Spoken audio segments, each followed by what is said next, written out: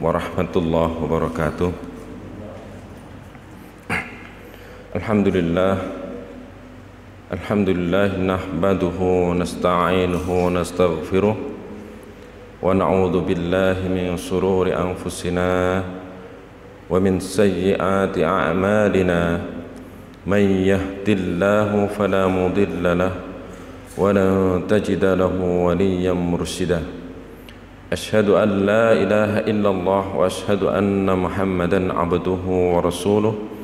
Allahumma salli ala Muhammad wa ala ali Muhammad, amma ba'd. Faya ibadallah, usikum wa nafsi bitaqwallah, wasma'u wa ati'u la'allakum turhamun. Qala Allah Ta'ala fi kitabil karim, a'udzu billahi minasyaitonir rajim, bismillahirrahmanirrahim. Ya ayyuhan nasu ittaqu rabbakumul ladzi khalaqakum min nafsin wahidah wa khalaqa minha zawjaha wa batha minhuma rijalan katsiran wa nisaa'a wattaqullaha alladzi tasaaluna bihi wal arham innallaha kana 'alaikum raqiba. Wa qala Rasulullah sallallahu alaihi wasallam, khairukum man ta'allamal Qur'an wa 'allamahu. Segenap bapak-bapak dan ibu-ibu kaum muslimin rahimakumullah. Alhamdulillah rabbil alamin. Syukur kita kepada Allah Subhanahu wa taala yang hingga saat ini Allah taala tidak henti-hentinya memberikan kenikmatan kepada kita sekalian, membangunkan kita dari tidur kita, merupakan suatu kesempatan dari Allah taala supaya kita dengan tujuan beribadah, bisa beribadah kepada Allah Subhanahu wa taala. Sebagaimana yang kita sudah berikrar kepada Allah taala yang disampaikan oleh Allah Subhanahu wa taala, wa ma khalaqtul jinna wal insa illa liya'budun. Tidaklah aku ciptakan jin dan manusia kecuali hanya untuk beribadah kepadaku.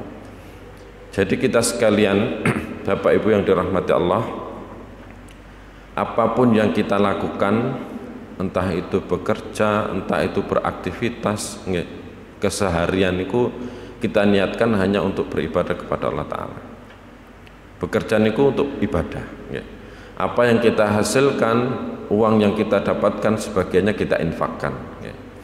Kemudian tatkala kita tidak bisa berinfak dengan harta, maka tenaga kita keluarkan fisabilillah.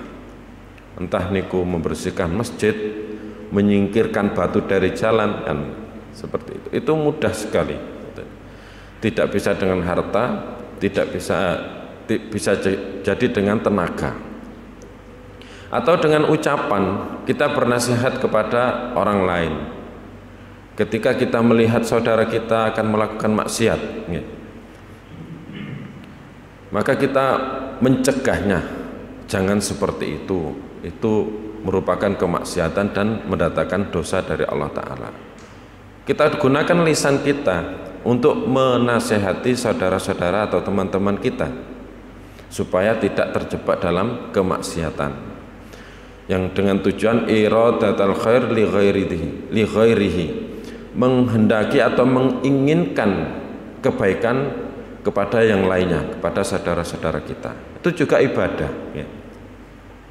Kemudian tatkala tidak dengan lisan kita kepada orang lain, maka kita bisa menggunakan lisan kita untuk berzikir kepada Allah Ta'ala, bertasbih kepada Allah Subhanahu wa Ta'ala, yang mana tasbih kita ketika kita lafalkan akan memberatkan timbangan kita di akhirat nanti. Napa niku subhanallah, alhamdulillah, Allahu akbar. Ringan kan ya? Ringan, akan tapi itu jarang kita amalkan ketika kita sedang beraktivitas ataupun yang lainnya. Gampang tapi jarang kita lakukan kan ya? Sebenarnya itu akan memberatkan amalan kita, memberatkan timbangan kita nanti di akhirat. Dengan tasbih, tahmid dan takbir niku wow. Subhanallah, alhamdulillah, Allahu akbar. dengan mudahnya kita melafalkan yang berefek akan memberatkan timbangan kita nanti di akhirat. Kemudian Rasulullah menyatakan khairukum man ta'allamal Qur'an wa 'allamahu. Sebaik-baik dari kalian adalah orang-orang yang belajar Al-Qur'an, atau ketika tidak mampu untuk belajar Al-Qur'an, mengajarkan Al-Qur'an. Jadi mengajarkan atau belajar Al-Qur'an itu merupakan sebaik-baik dari seseorang. Apapun profesinya, ketika dia tidak mau belajar Al-Quran, maka dia itu bukan termasuk orang yang baik di hadapan Allah Subhanahu wa Ta'ala. Baik, kita masuk kepada topik yang utama, sebagaimana tema hakikat kemenangan. Kalau kita bicara tentang kemenangan, Al-Fatah, kemenangan sebagaimana yang sering disebut dalam Al-Quran, Al-Fatah atau Al-Fauz. Kalimatnya Al-Fauz atau Al-Fatah, maknanya sama, yakni kemenangan atau kesuksesan. Akan tapi kesuksesan itu ada dua sifat. Kemenangan ada dua sifat ketika kita di dunia atau di akhirat. Kemenangan itu apa sih? Kemenangan kalau dilihat dari definisinya adalah keberhasilan yang diraih akan yang sesuatu yang dicita-citakan.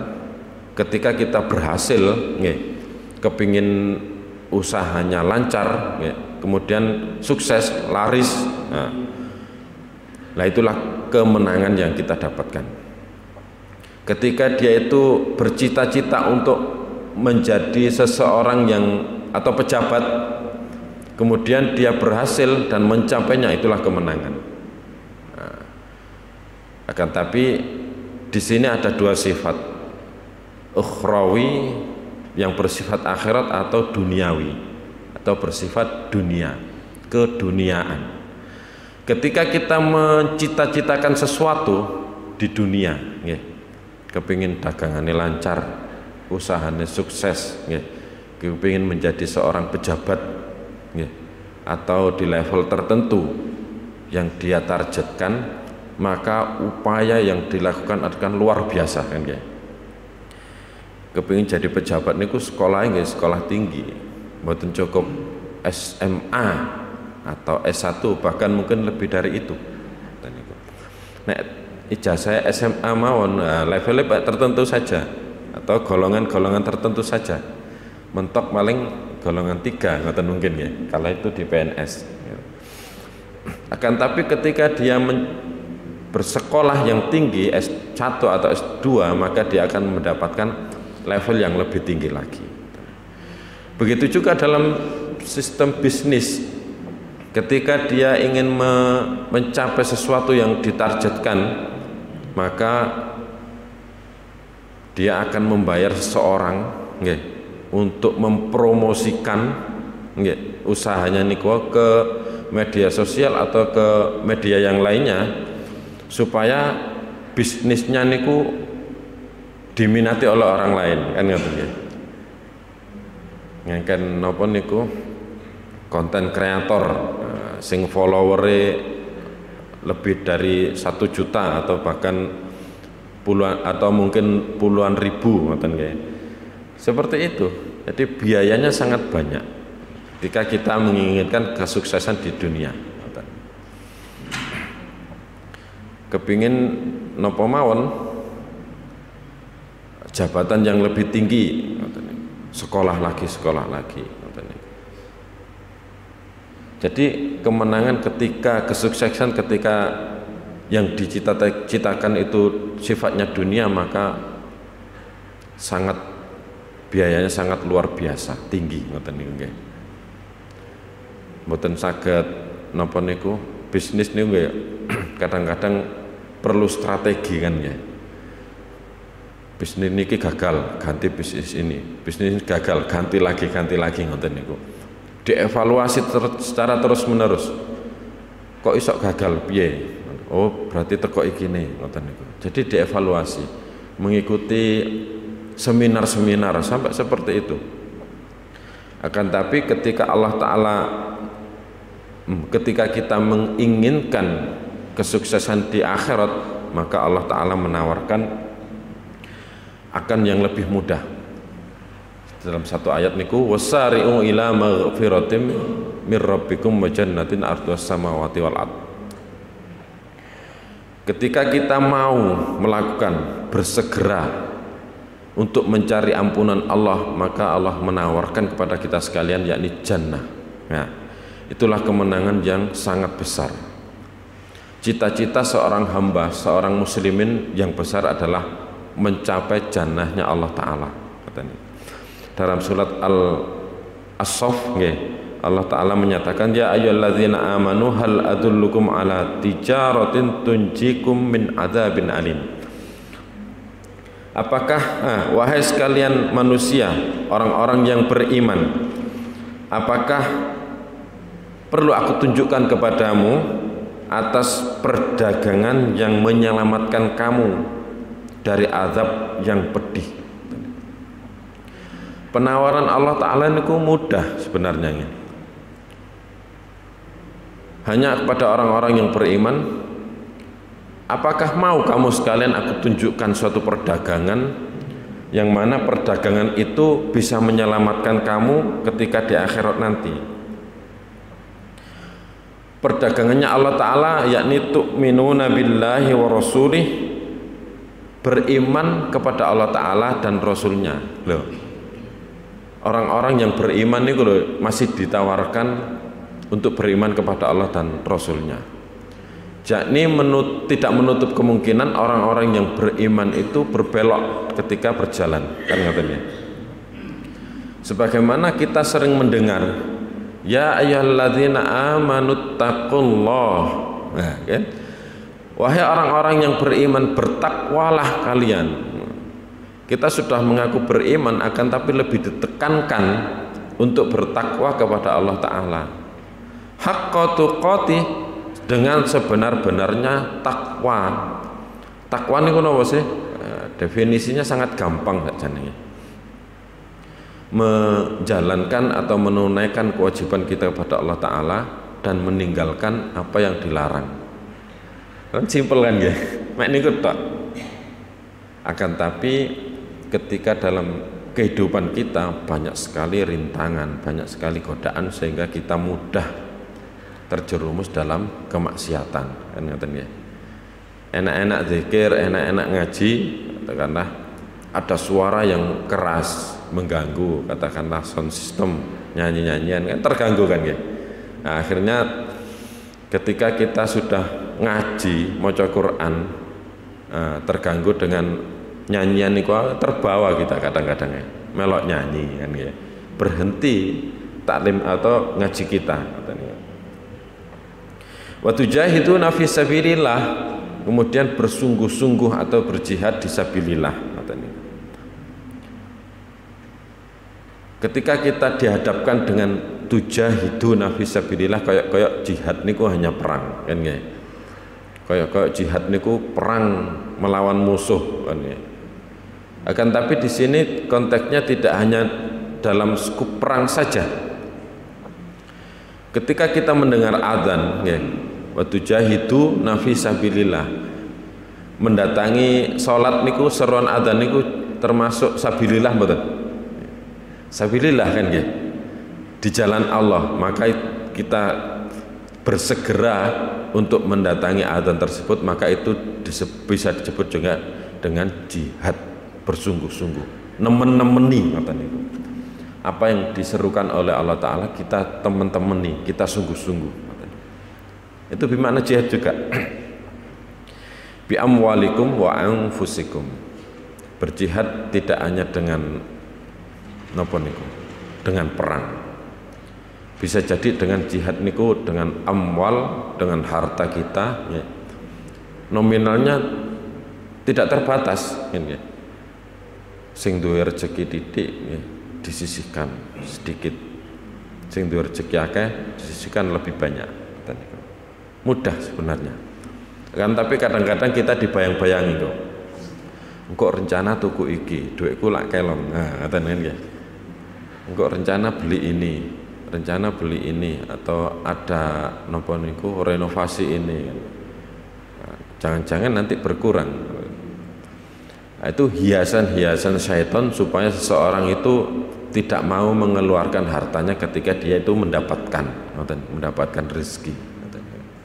Padahal Allah Ta'ala sudah menjanjikan barang siapa yang dia itu mengeluarkan hartanya maka akan dibalas oleh Allah Ta'ala nanti di akhirat. Kadang-kadang kalimat akhirat niku lho, balasan Allah di akhirat niku orang niku menyepelekan, ngoten niku, meringankan kayak itu mboten hak, mboten benar. Padahal janji Allah itu hak. Wa wa'aduka hak, janji Allah itu hak. Wa jannatu hak, wan naru hak, jannah itu hak, benar adanya, dan neraka itu juga nanti benar. Makanya nanti itu di akhirat banyak orang yang menyesal. Bahkan orang-orang yang beriman pun itu akan menyesal. Yang dia itu mengeluarkan hartanya ketika di dunia itu, dia akan menyesal. Kenapa dulu tidak semua hartaku yang aku keluarkan? Kalau melihat balasannya seperti ini. Kenapa aku dulu tidak mau berjalan yang jauh sebagaimana sahabat dulu ketika dia itu rumahnya jauh, rumahnya jauh, kemudian suatu saat tidak dijumpai oleh Rasulullah ke masjid, tidak ke masjid sama sekali. Kemudian ditanyakan kemana sih fulan? Kemudian sudah beberapa hari tidak ke masjid, dicari oleh Rasulullah dengan sahabatnya. Kemudian ditanyakan kepada istrinya. Nah, ternyata dia itu sudah wafat. Ketika sebelum wafat menjumpai seorang tersebut yang wafat itu mengigau. Kenapa tidak semua? Kenapa tidak yang baru? Kenapa tidak yang lebih jauh? Ngoten niku. Lah kemudian Rasulullah menyatakan, kenapa tidak semua itu? Kenapa tidak semua hartaku aku sedekahkan? Kenapa tidak yang baru? Karena di saat perjalanan ke masjid niku wau ada seseorang yang meminta gamisnya. Sahabat itu sudah terbiasa gamisnya yang lebih bagus itu ditaruh di luar, di dalam, kemudian didobeli yang di luar niku dengan yang biasa. Kemudian ketika ada orang yang minta, diberikanlah yang luar kan ya, otomatis dilepas yang satunya. Nah, yang luar itu otomatis yang biasa, yang lama. Nah, dia menyesali ketika dalam nazaknya niku wau, kenapa tidak yang baru? Mendapatkan bahwasanya wong sing elek ae lho, balasannya Allah Ta'ala luar biasa, berlipat-lipat, apalagi yang baru gitu ya. Kemudian kenapa tidak yang lebih jauh? Perjalanan yang jauh niku ketika dirasakan di dunia niku, rumahnya menuju masjid dirasakan belum cukup ketika nanti sudah meninggal, sudah wafat. Kenapa tidak jauh lagi? Orang yang beriman saja loh menyesal, ngoten niku. Jadi dengan apa yang dikeluarkan itu merasa belum cukup, merasa kurang, ngoten niku. Dengan balasan Allah yang luar biasa niku. Kemudian dzalikum khairul lakum in kuntum ta'lamun. Yang demikian itu akan kita dapatkan khairul lakum in kuntum ta'lamun, lebih baik dari apa yang kita kerjakan ketika kita sudah mengetahuinya, menyadari dengan amalan-amalan kita bahwasanya itu akan lebih baik ketika kita sudah mengetahuinya nanti di akhirat. Ayat yang ke-13 dari surat As-Saff menyatakan wa ukhra tuhibbunaha nasrum minallah, dan yang lainnya tuhibbunaha, kamu akan menyukainya, nasrum minallah, pertolongannya Allah.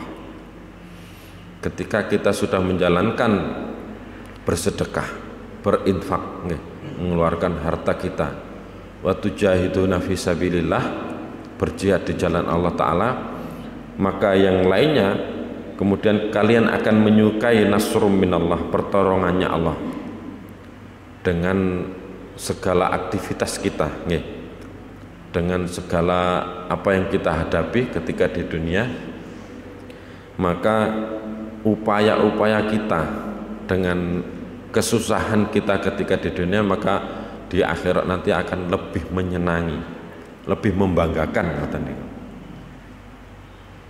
Kita akan dibangkitkan dengan kondisi terakhir kita. Ini amalannya api dibangkitkan dengan kebaikan, ini amalannya elek akan ditunjukkan dengan amalan kejelekan. Maka kita senantiasa berdoa sebagai penutup kita adalah penutup yang baik, husnul khotimah. Wa fathun qarib, maka kemenangan itu dekat.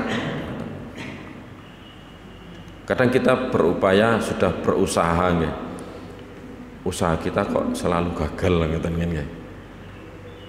sebagaimana orang yang beriman, setiap usaha diiringi dengan doa, karena doa itu merupakan senjatanya orang-orang yang beriman. Jadi mboten cukup ikhtiar tok, usaha tok, dengan modal yang besar ataupun yang kecil, mboten hanya seperti itu, akan tapi doa itu menjadi ilah, menjadi senjatanya orang-orang yang beriman. Jadi kita berupaya, berusaha, dongo. Kita sering mendengar orang tua kita yang mungkin sekarang sudah menjadi orang tua, dulu pula pernah menjadi anak kan, dan juga menjadi mempunyai orang tua. Dan orang tua itu selalu mendoakan muga-muga sukses donya akhirat, kan ngoten ya. Muga-muga sukses donya akhirat. Kan tapi ketika kita menginginkan kesuksesan dunia, banyak sekali kita yang napa niku tidak puas, ngoten niku. Tidak puas dengan apa yang diberikan Allah Ta'ala ketika di dunia. Kepingin sugih, gak sugih-sugih. Kepingin duwe motor, gak duwe motor, mobil. Kepingin jabatannya naik, gak munggah jabatannya. Nah itulah dunia. Ada kalanya sukses, ada kalanya napa niku jatuh. Ada kalanya sehat, ada kalanya sakit. Itulah dunia. Jadi mboten saged sukses terus sampai mati, ndak. Atau sakit terus sampai mati, ndak. Ada kalanya sakit, ada kalanya sembuh. Karena sudah menjadi ketetapan Allah Ta'ala, Allah itu yang memberikan sakit dan juga Allah juga menyembuhkan. Itu pasti. Sebagaimana Nabi Ayub alaihissalam diuji dengan sakit yang luar biasa. Berapa tahun sakitnya Nabi Ayub niku? Mboten hanya 1-2 tahun, mboten. 80 tahun kalau nggak salah nih sakitnya Nabi Ayub nih. Jadi kalau kita merasakan sakit 1 bulan, 1 hari, 2 hari, 3 hari ngeluh, nah kita mengambil ibrah dari Nabi Ayub. Sakitnya puluhan tahun. Atau kita mungkin diuji dengan ketika berdakwah, kok gak tambah-tambah jamaah, jamaah mujahidin ini kok pancet aja. Lah kita jangan bersedih. Sebagaimana Nabi Nuh alaihissalam berdakwah niku mboten hanya 1-2 tahun atau puluhan tahun, ndak. Bahkan ratusan tahun. Yang pengikutnya hanya 80-an sekian jodoh. Mboten ratusan nggih. Kalau mungkin sekarang masa atau jamaah dari saudara-saudara kita jamaah Nahdlatul Ulama nggih. Wes jutaan, ratusan juta mungkin nggih. Kemudian di Muhammadiyah sendiri nggih. Yang kedua juga lebih besar. Akan tapi jamaah ketika kita masuk ke jamaah masjid nggih. Satu baris niku pun alhamdulillah. Kecuali ada event nopo wonten niku penuh. Jumat penuh, nggih. Ya, alhamdulillah. Jangan bersedih kita, gitu. Karena nabi-nabi terdahulu pun dengan upaya yang keras dia hanya mendapatkan sahabat atau jamaah itu hanya puluhan saja. Seperti itu ya. Kemudian dalam surat Al-Fatah ya, Allah Ta'ala menyatakan liyudkhilal mu'minina wal mu'minati jannatin tajri min tahtihal anhar. Bagi orang-orang yang beriman dan beriman dari kalangan laki-laki maupun perempuan, maka Allah Ta'ala menjanjikan liyudkhila, akan memasukkan jannatin tajri min tahtihal anhar. Jadi kemenangan yang besar, kemenangan yang agung bagi orang-orang yang beriman adalah tajri min tahtihal anhar, dimasukkan ke dalam jannahnya yang di dalamnya itu tajri min tahtihal anhar, mengalir beberapa sungai-sungai, 4 sungai dalam hadis dalam ayat yang lainnya ada 4 sungai yang mengalir di bawahnya, khalidina fiha, kekal di dalamnya. Dan apa 4 sungai ini wau?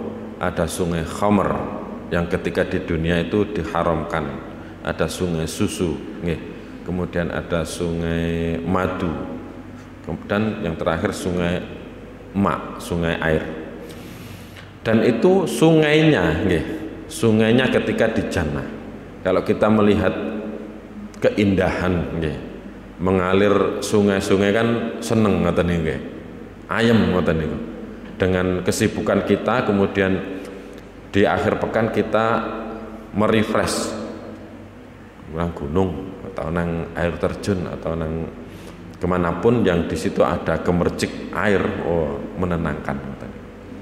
Dan itu tidak dikenakan royalti. Saat ini kan usumi royalti, ngrungokno musik royalti. Ya, alhamdulillah kita tidak terbiasa mendengarkan musik. Nah, di sana akan ada sungai-sungai yang mengalir, dan itu suatu kesenangan tersendiri nanti di akhirat. Dan kemudian minuman ahli jannah niku tersegel, apa yang kita inginkan datangnya tersegel, semuanya baru, minumannya niku mau tersegel. Kalau kita mendapatkan minuman yang napa niku kalengan ngoten mawon kan kayak beda kan nggih. Beda kali gelasan. Beda. Membanggakan ngoten niku. Wa yukaffir anhum sayyi'atikum wa sayyi'atihim, dan Allah Ta'ala akan menghapus semua dosa-dosa kita, mengampunkan semua kesalahan-kesalahan kita ketika di dunia. Dan itu al-fauz atau kemenangan yang besar. Wa kana dzalika 'indallahi fauzan 'azima. Dan adalah Allah, apa yang telah dijanjikan itu adalah benar, ya. Allah tidak pernah menyelisihi janjinya. Dzalika 'indallahi fauzan 'azima. Itulah yang dijanjikan Allah sebagai kemenangan yang besar. Cita-cita orang-orang yang beriman nanti di akhirat adalah mendapatkan jannahnya Allah Ta'ala. Kalau kita mendapatkan dari sebagian saudara-saudara kita, kalau seseorang itu masih menginginkan jannah, berarti keimanannya belum murni karena Allah. Nah, ahli-ahli sufi kan ngoten nggih. Akan tapi di ayat-ayatnya menjelaskan bahwasanya dengan kita mengharap jannahnya Allah Ta'ala itu merupakan ridhonya Allah. Ridhonya Allah Ta'ala nggih jannah niku ngoten niku. Ketika Allah sudah meridhoi seseorang nanti di akhirat, maka dia pasti akan dimasukkan ke dalam jannah. Dan tidak mungkin ketika Allah itu ridho kemudian dimasukkan ke dalam neraka, itu tidak mungkin. Tidak mungkin Allah Ta'ala itu memasukkan ke dalam neraka ketika Allah sudah meridhoi. Ridhonya Allah niku nggih jannah niku wau ngoten nggih. Mboten kaya nyanyian-nyanyian niku, aku tidak pantas ke surgamu dan juga tidak mampu ke nerakamu kan ngoten nggih. Nyanyian-nyanyian ngoten niku kan itu menunjukkan dia tidak yakin dengan apa yang dia amalkan. Wong iman, orang-orang yang beriman ketika dia mau menjalankan ibadah, tujuannya adalah satu, bertakwa kepada Allah Ta'ala. Dan takwa itu adalah janjinya dimasukkan ke dalam jannah. Ngoten nggih. Jadi jangan sampai kita itu salah menafsirkan bahwasanya ridhonya Allah gak apa-apa mlebu neraka pokoke Allah ridho. Ndak, ngoten niku. Allah ridho ya pasti dimasukkan dalam jannah, ngoten. Ndak mungkin ridhonya Allah ke dalam neraka, ndak mungkin. Bahkan orang-orang yang putus asa niku bahwa bene aku dilebokno neraka. Mene-mene nek malaikat nyaduke kasdawane mlebu swarga. Itu konyol namanya ya, konyol.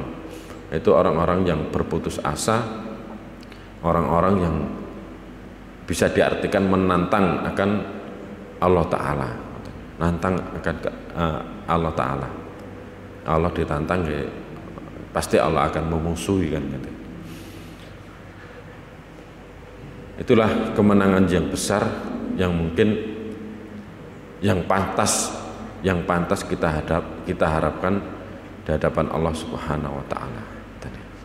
Mudah-mudahan dari beberapa ayat dari surat Al-Fatah maupun As-Saff yang kita kutip tadi merupakan motivasi buat kita sekalian supaya kita senantiasa semangat untuk meraih kemenangan yang besar, al-fauzan azimah, yakni jannahnya Allah Subhanahu wa taala. Wa akhir qouli hadza astaghfirullah li wa lakum. Alhamdulillahirabbil alamin. Subhanakallahumma rabbana bihamdik asyhadu an la ilaha illa anta astaghfiruka wa atubu ilaik. Wa akhiru kalam assalamualaikum warahmatullahi wabarakatuh.